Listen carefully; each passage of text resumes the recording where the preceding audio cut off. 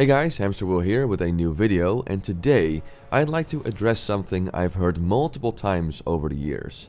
And that is that as soon as the Burning Crusade launches and you step into Outlands, you'll replace all your glorious epics with level 60 greens in no time at all. But is that actually the case, or is this over-exaggerated? Well, today I'd like to show you a bunch of items you're very likely to come across as soon as you would travel into the Outlands, and we're going to see just how well they stack up against classic gear and also see if they indeed are much more powerful than the epics you're wearing right now, or that you'll hold on to those for much longer than you might think. Before I begin, I'd like to stress that I will only be covering gear that you can get out of Hellfire Peninsula, as it would be unfair to compare gear out of later zones. I really want to talk about gear that you will consider replacing right after you stepped into Outlands, so it's only going to be items that you as a level 60 could wear, and not anything higher. So the very first quest you'll probably do that will reward you with Burning Crusade gear is either Fellspark Ravine if you're a Horde, or the Path of Anguish if you're Alliance. And one of those rewards is the Staff of Twin Worlds. Yeah, I know, very fitting name. Anyway, this staff offers you 21 stamina, 19 intellect, 13 spirit, and 35 damage and healing. So let's see how well this stacks up against a run-of-the-mill epic weapon in Classic, and I decided to take the Staff of Dominance as an example. Again, nothing super fancy and something you can get out of Molten Core. And the Staff of Dominance has 37 intellect, 16 stamina, 14 spirit, 14 spell crit rating, and 40 damage and healing. So as you can see, the Staff of the Twin Worlds definitely hasn't got the edge over the Molten Core staff that you can get pretty early on when raiding Classic. Matter of fact, if I would find a fitting weapon combination that would kind of match the stats of the Outland staff, I'd end up with a combination like this: Verimon's Last Resort and the Tome of the Lost. Two blue items that combined offer 13 stamina, 15 intellect, and 37 damage and healing. So yeah, not exactly beating out the epics that people always said you replace, but this is just the first item, so let's check out some more. Another item you can get out of the same quest is this one-handed sword, the Faux River. It has 44.6 DPS, a 2.6 attack speed, 8 strength, 7 agility, and 12 stamina. Now, a sword with kind of the same format, if you will, is the Chromatically Tempered Sword, but as you can see, it has almost 14 more DPS than the Faux River, so this one is easily beating out the green item from Outlands. Of course, the Chromatically Tempered Sword is something that drops off of Chromagus, and a really good melee weapon for the Classic era, so I wouldn't say this is particularly fair. But if we scale it down a rate and use the Brutality Blade as a comparison, we see that even this blade is still beating out the Faux River by DPS and by stats. It only wins in terms of some stamina, but in all other territories the Classic Epic once again takes the cake. So there's one more item I want to check out that you can get from that quest before we move on, and that is the Screaming Dagger. A dagger with 44.7 DPS, 1.8 attack speed, 7 agility, 12 stamina, and 18 attack power. Now if I were to find an epic that kinda comes close, I'd have to go with something like the Lobotomizer. A dagger that doesn't offer any base stats, but the chance on hit is pretty decent, and it offers more DPS than the green Outland dagger. And keep in mind, this dagger is one of the lowest level 60 epic daggers in terms of item level. If I pull up the Perdition's Blade from Molten Core, you can see that this item far outweighs the Outland dagger with a lot more DPS. So really, the Screaming Dagger is kind of sandwiched in between the lower end of epic level 60 daggers and blue level 55 to level 60 daggers. Again, not exactly a no-brainer when you step into Outlands. Alright, time to talk about a ranged weapon for all you hunters out there. Now, the first ranged weapon most of you will come across is this, the Iron Star Repeater. A crossbow with 44.3 DPS, 2.2 attack speed, 6 agility, 9 stamina, and 12 attack power. So, does this beat out the good old Hunter quest bow? Rock Dalar has 53.3 DPS, has a slower attack speed, which means bigger crits, and has better base stats with 14 crit rating and 17 attack power. Even the blue crossbow you can get out of Alterac Valley that you can obtain as level 51 does lower DPS, but per shot it does more damage. So I'd say the Iron Star Repeater is definitely not beating out any epic ranged weapon, and you're much better off holding on to that Hunter bow for a while when venturing through Outlands.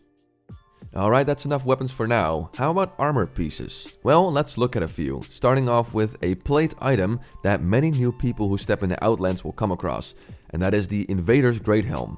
A plate helm with 19 agility, 13 stamina, and 19 strength. So a pretty basic but decent plate helm, but how does it stack up against classic items? Well, an epic that is kind of similar in terms of stat distribution is the Helm of Endless Rage that drops in Blackwing Lair. But as you can see, this helmet has more strength, more agility, and only 1 stamina less than the Outland Green. And if we take it down a few item levels to a level 60 blue helmet, the Gurabashi Helm, even that is kind of on par with the Invaders Great Helm. Sure, it has less stamina, but in terms of offensive stats, it actually beats the Outland item by a couple of strength and agility points. So yeah, even some blue items will still give this Outland Green a good run for its money. Next armor item I want to talk about is the Arcane Ring Tunic, a mailed chest piece with 19 intellect, 19 stamina, 23 damage and healing, and 5 mana every 5 seconds. And I think the ears of Elemental Shaman players perked up, because this is a rather decent item for them. But is it better than classic epics? Well, one of the go-to items for Elemental Shamans is this mailed chest piece from Zul'Gurub, the Zandalar's Augur's Hauberk. I probably butchered the name, but there you go. It's not super hard to get, and the stats are amazing. And well, if you compare the two, it's obvious which one is better. The ZG item has a little less intellect, but way more damage and healing, and 14 crit instead of 5 mana every 5 seconds. And crit is something every Elemental Shaman in the Burning Crusade will want, so it definitely takes the case. Now, an epic that does kind of come close is the Breastplate of the 10 Storms, as that does have the same damage and healing, but then again, that offers way more intellect, extra spirit, some fire and nature resistance, so even that is probably a little better. So it kind of comes close, but still doesn't manage to beat out the old classic epics. Next up is the first cloth headpiece most casters will come across in Outland, and that is the Shadow Brim Travel Hat. A headpiece with 19 intellect, 19 stamina, 12 spirit, and 23 damage and healing. So, for comparison, let's first take the Mage Tier 1 headpiece. Now, comparing the two, you can see that the Tier 1 headpiece provides more base stats, a little less damage and healing, but also 8 spell hit rating.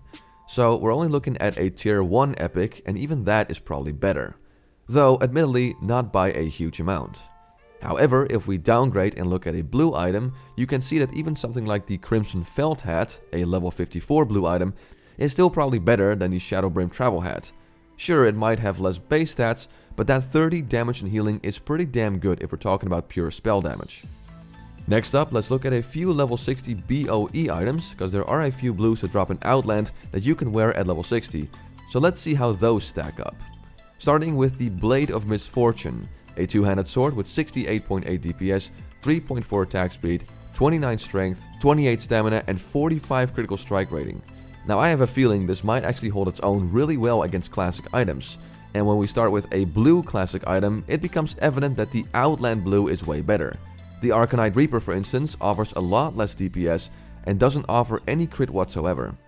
If we look at a classic epic, like the Unstoppable Force, we can see that even that doesn't match the raw strength of this Outland blade, with the Unstoppable Force having less DPS, less crit rating, less stam, and less strength. Though it does have that 1 second stun proc, but yeah, overall definitely not as good.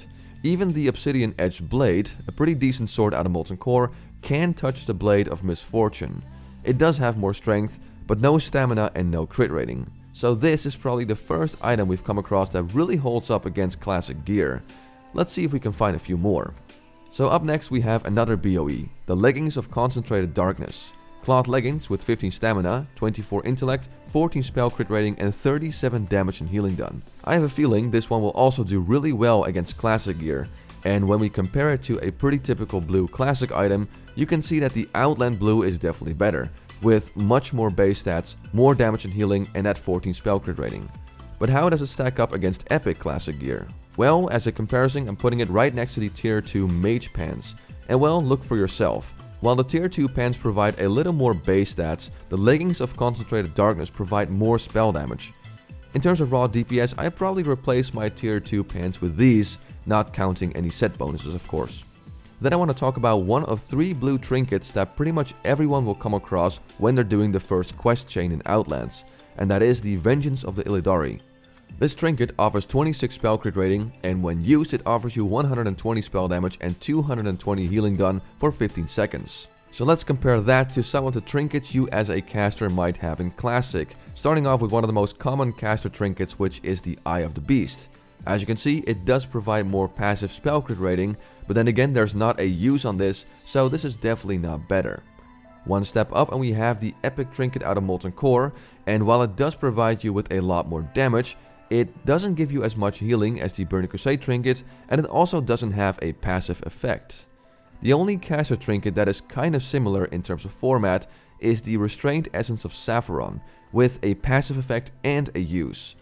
Now while this trinket doesn't give you as much healing, it does provide more damage and it lasts 20 seconds compared to the 15 seconds of the Burning Crusade trinket.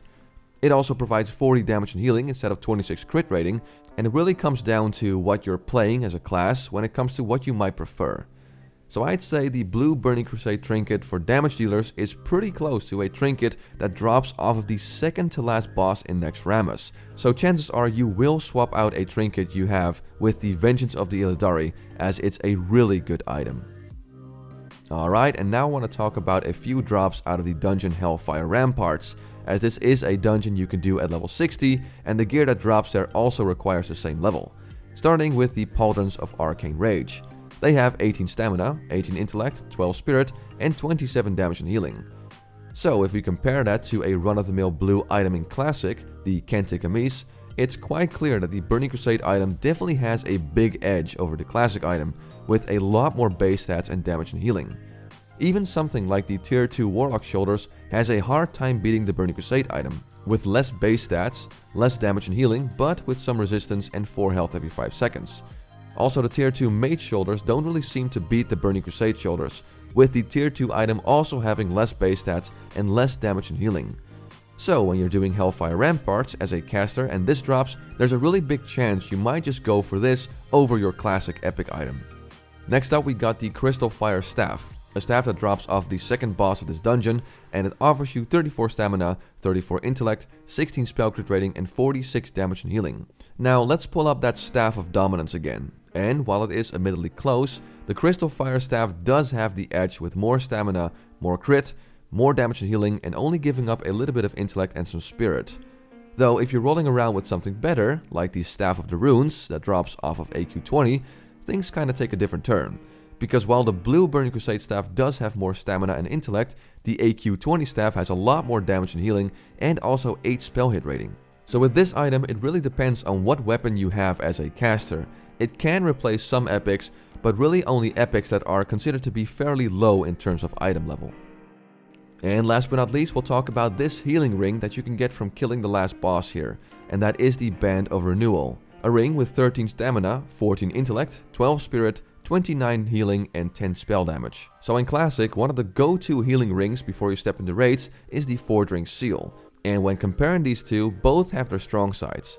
The Band of Renewal has a lot more base stats, but the Forging Seal packs more of a punch with 37 healing and 13 spell damage. Another blue item out of Classic would be the Emerald Flame Ring, a ring with 12 intellect, 8 spirit, 7 stamina, 15 healing and 5 spell damage. This kind of follows the same format as the Burning Crusade ring, but definitely doesn't beat it in terms of value.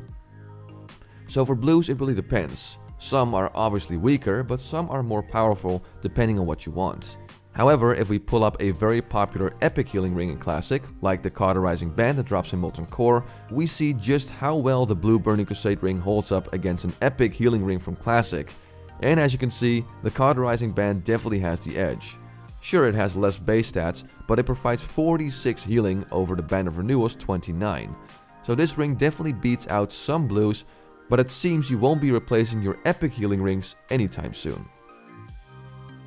And there we go folks, a couple of Burning Crusade items compared to Classic items. So now it's time to answer the question we asked in the beginning of the video. How fast do you replace your items in the Burning Crusade?